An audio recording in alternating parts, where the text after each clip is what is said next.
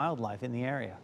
A suspected killer is still on the run. Hundreds of law enforcement officials across the state of Texas are tracking the man accused of murdering 5 people in their home.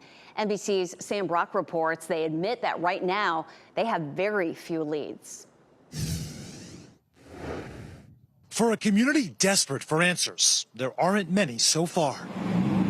Despite dogs roaming the streets and police canvassing neighborhoods, there's been no sign of Francisco Oropeza, the man wanted for 5 murders, who police say erupted into violence when asked by neighbors not to fire his assault rifle on the front lawn. It's truly just unexpected. On Monday, a few false alarms, reports of spottings that turned into nothing as neighbors try to manage their terror.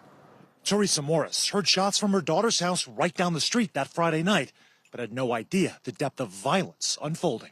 Has it sunk in that you were witness to this sort of gunfire? That's what sort of, get a little emotional thinking about it.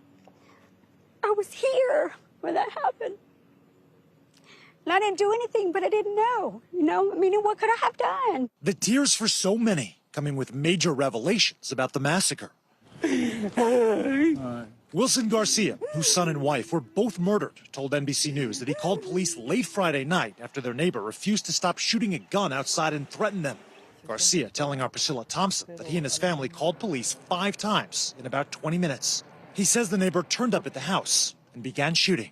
Officials with San Jacinto County haven't responded yet to our requests about how many calls were made or how long it took officers to arrive, but they did tell NBC News they have 10 days to respond to our requests for answers. Then there's ICE's confirmation that Oropeza had been deported 4 times between 2009 and 2016. But the community now just focusing on the pain. Could have been us, I mean, it's scary. It's scary, and I think it's starting to sink in. Thank God it wasn't my family. Just horrific. That was Sam Brock reporting. The sheriff says the victims have been shot at close range above the neck. Also, a disturbing story out of Oklahoma. 7 bodies were found on a property while police were searching for 2 missing teens. The bodies were found at a property in Henryetta, a city about 90 miles from Oklahoma City. Monday morning, a missing advisory was issued for 14-year-old Ivy Webster and 16-year-old Brittany Brewer, as well as Jesse McFadden, a 39-year-old registered sex offender. The bodies were found on McFadden's property. The medical examiner is working to confirm the identity of all the people found. Australia's government is cracking down on smoking.